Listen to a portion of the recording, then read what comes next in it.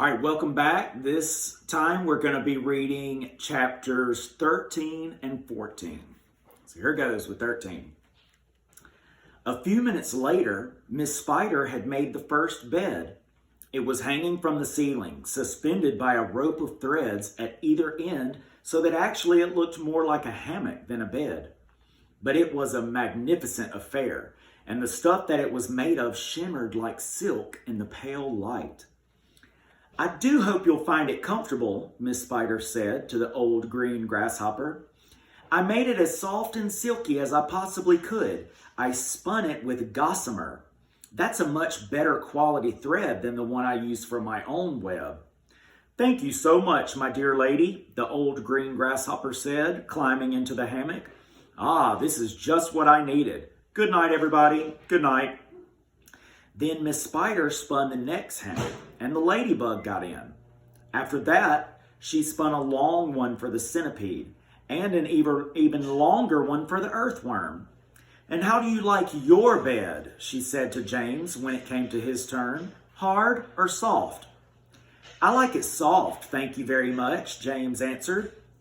"For goodness sake, stop staring around the room and get on with my boots," the centipede said. "You and I are never going to get any sleep at this rate. And kindly line them up neatly in pairs as you take them off. Don't just throw them over your shoulder." James worked away frantically on the centipede's boots. Each one had laces that had to be untied and loosened before it could be pulled off. And to make matters worse, all the laces were tied up in the most complicated knots that had to be unpicked with fingernails. It was just awful. It took about 2 hours. And by the time James had pulled off the last boot of all and had lined them up in a row on the floor, 21 pairs altogether, the centipede was fast asleep. "Wake up, centipede," whispered James, giving him a gentle dig in the stomach. "It's time for bed." "Thank you, my dear child," the centipede said, opening his eyes. Then he got down off the sofa and ambled across the room and crawled into his hammock. James got into his own hammock, and oh, how soft and comfortable it was compared to the hard, bare boards that his aunts had always made him sleep upon at home. "Lights out," said the centipede drowsily. Nothing happened. "Turn out the light," he called, raising his voice. James glanced around the room, wondering which of the others he might be talking to, but they were all asleep. The old green grasshopper was snoring loudly through his nose. The ladybug was making whistling noises as she breathed, and the earthworm was coiled up like a spring at one end of his hammock, wheezing and blowing through his open mouth. As for Miss Spider, she had made a lovely web for herself across one corner of the room, and James could see her crouching right in the very center of it, mumbling softly in her dreams. "I said, turn out the light," shouted the centipede angrily. "Are you talking to me?" James asked him. "Of course I'm not talking to you," the centipede answered. "That crazy glowworm has gone to sleep with her light on." For the first time since entering the room, James glanced up at the ceiling, and there he saw a most extraordinary sight. Something that looked like a gigantic fly without wings. It was at least 3 feet long, was standing upside down upon its 6 legs in the middle of the ceiling, and the tail end of this creature seemed to be literally on fire.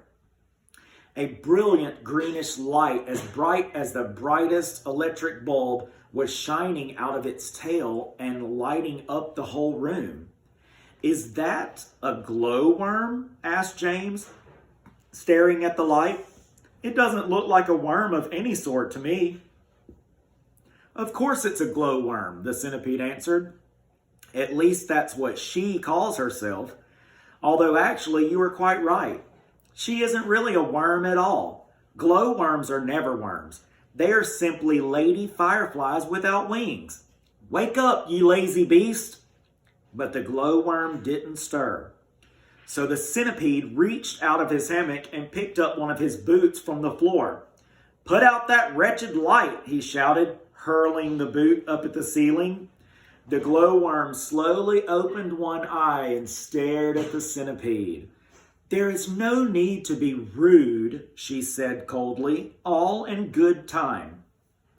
"Come on, come on, come on," shouted the centipede, "or I'll put it out for you." "Oh, hello, James," the glowworm said, looking down and giving James a little wave and a smile. "I didn't see you come in. Welcome, my dear boy, welcome, and good night." Then click, and out went the light. James Henry Trotter lay there in the darkness with his eyes wide open, listening to the strange sleeping noises that the creatures were making all around him, and wondering what on earth was going to happen to him in the morning. Already, he was beginning to like his new friends very much. They were not nearly as terrible as they looked. In fact, they weren't really terrible at all. They seemed extremely kind and helpful in spite of all the shouting and arguing that went on between them.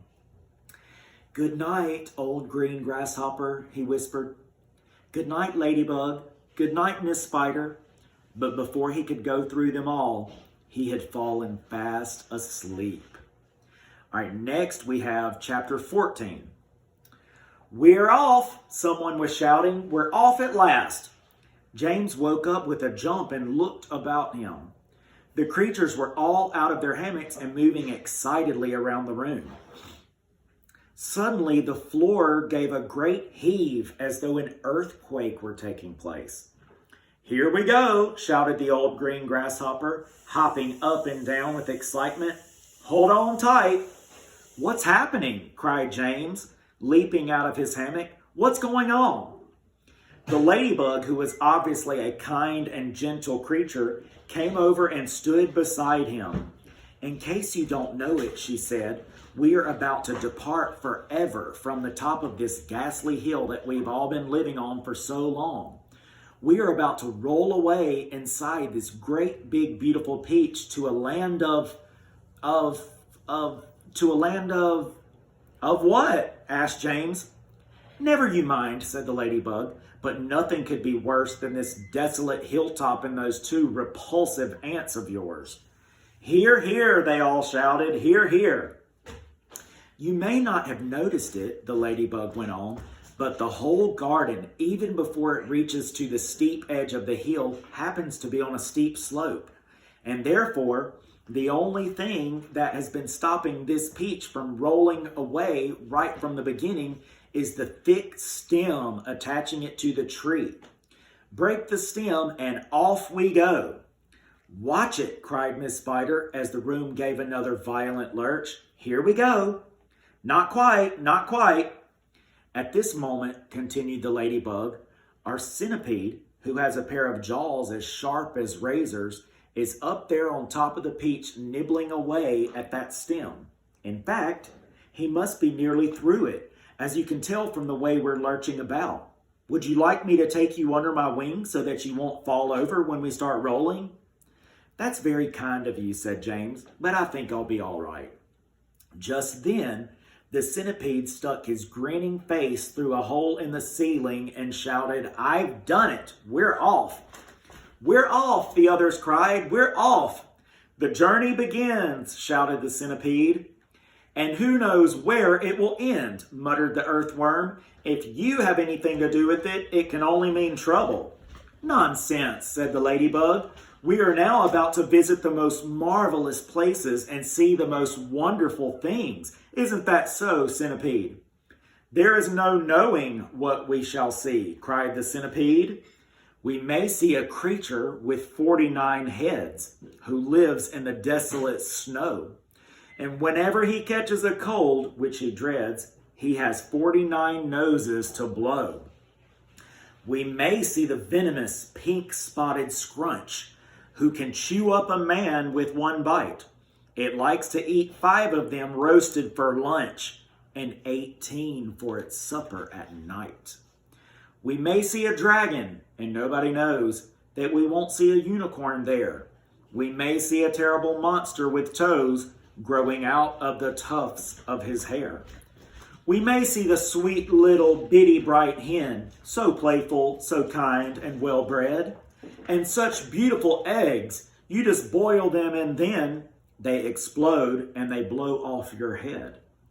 A new and a rhinoceros surely you'll see in that enormous and horrible gnat, whose sting, when it stings you, goes in at the knee and comes out through the top of your hat. We may even get lost and be frozen by frost. We may die in an earthquake or tremor. Or nastier still, we may even be tossed on the horns of a furious dilemma. But who cares? Let us go from this horrible hill. Let us roll, let us bowl, let us plunge. Let's go rolling and bowling and spinning until we're away from old Spiker and Sponge.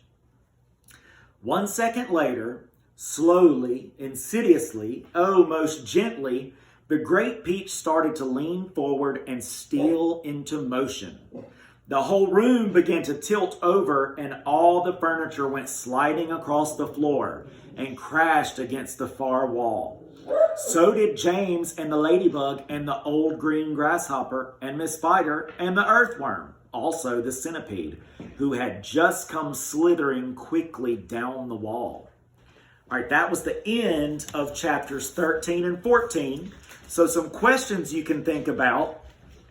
What was chapter 13 mostly about? Tell us what you think chapter 13 was mostly about. Also, a word we learned in chapter 13 was shimmered. What is a word that means the same as shimmered? Also, why do you think James is accepting of the insects so easily? Why do you think he was able to make friends with them so easily? Now, chapter 14. What to think about chapter 14? What would be the advantages of leaving his aunts for James? And also, what would be the disadvantages? What are the advantages and disadvantages of James leaving his aunts? Then, the centipede's performance, the little rhyme, the poem or whatever, describe how the centipede feels about their upcoming adventure. How does he describe their upcoming adventure? All right, that was all for chapters 13 and 14. I will see you back for chapters 15 and 16.